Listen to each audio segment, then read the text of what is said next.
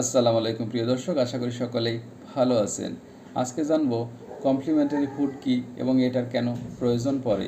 সাধারণত 6 মাস বয়সী বাচ্চাদের মায়ের বুকের দুধের পাশাপাশি অতিরিক্ত খাদ্য প্রদান করা হয় এবং এগুলোকেই কমপ্লিমেন্টারি ফুড বা সম্পূরক খাদ্য বলে।